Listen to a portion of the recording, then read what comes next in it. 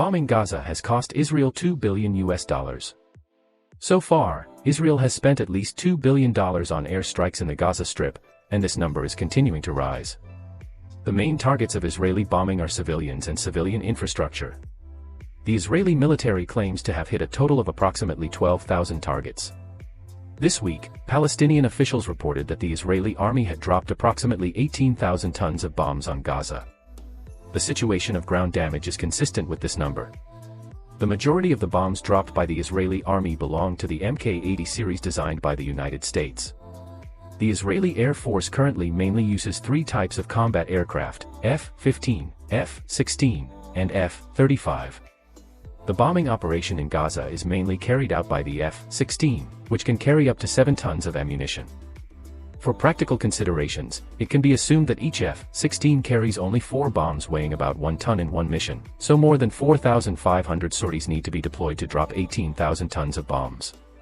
Due to the possibility of using light or small bombs during airstrikes, the number of bombing flights by the Israeli army over Gaza may approach 6,000.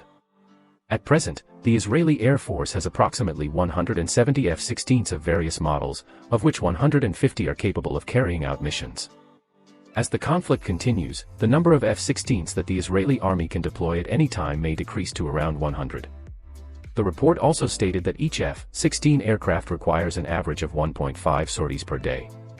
In addition, due to the presence of at least 7 Israeli Air Force bases within a distance of 50 to 100 kilometers from the Gaza Strip, the flight time required for Israeli fighter jets after takeoff is very short, and there is no need to worry about fatigue due to long-distance flights.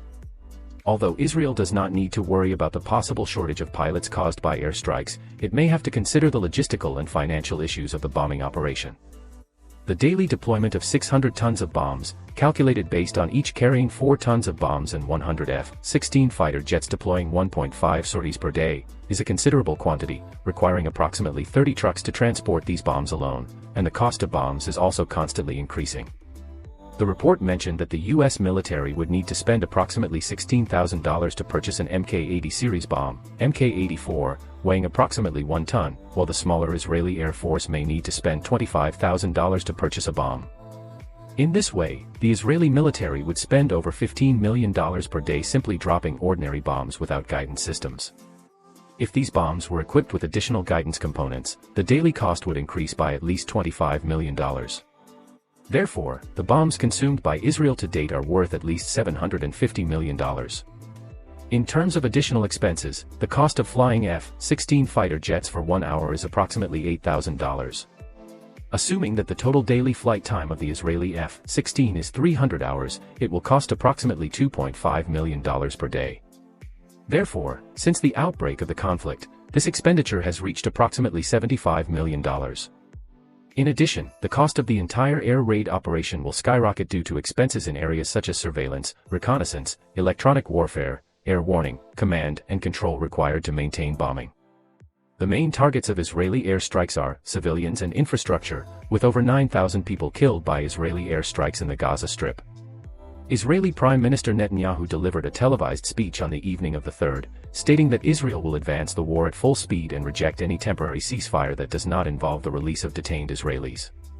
Israel does not allow fuel to enter the Gaza Strip. Netanyahu stated that Israel will not stop fighting until victory is achieved and the established goals are achieved, namely eliminating the Palestinian Islamic Resistance Movement, Hamas, releasing detainees, and restoring the safety of Israeli citizens. He said that the Israeli military is engaged in intense combat and the airstrikes on Hamas targets are ongoing and unprecedented. At a press conference held in Tel Aviv on the same day, Antony Blinken said that he discussed with Netanyahu and Israel's war cabinet how, when and where to implement a temporary ceasefire, and what understandings must be reached. We raised some reasonable questions in today's discussion, including how to use the suspension period to maximize the flow of humanitarian aid, how to connect the suspension period with the release of hostages, and how to ensure that these suspension periods or arrangements do not benefit Hamas. However, Blinken urged Israel to temporarily stop its military offensive against the Gaza Strip to allow aid to enter Palestinian enclaves. But his proposal was rejected by Netanyahu. The United States has maintained strong support for Israel, but its rhetoric is gradually shifting towards increasing humanitarian aid to the Gaza Strip, taking measures to avoid civilian deaths, and suspending fighting to assist in rescuing more than 240 hostages held by Hamas. Antony Blinken's above-mentioned speech also shows that there are still many sticking points in the discussion with Israel that have not been resolved.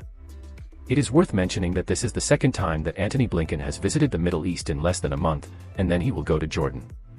According to Matthew Miller, spokesman of the United States State Department, Antony Blinken will emphasize the importance of protecting civilian lives in Jordan and work together to promote the sustainable and incremental delivery of humanitarian assistance to Gaza. The Jordanian Ministry of Foreign Affairs announced this week that it has recalled the Jordanian ambassador to Israel in protest against Israel's fierce attack on Gaza, a war that has resulted in the death of innocent civilians and caused an unprecedented humanitarian disaster.